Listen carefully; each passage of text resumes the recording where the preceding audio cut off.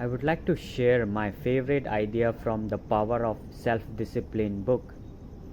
There was a guy who was very shy person and had social anxiety.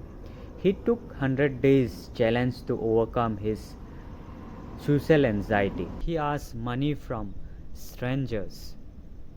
He knocked at people's doors for a help, and he did many uncomfortable things to overcome his fear. After 100 days of challenge, he overcame his fear and he became a different person. At the end of the challenge, he realized that during the 100 days challenge, most people were not that bad.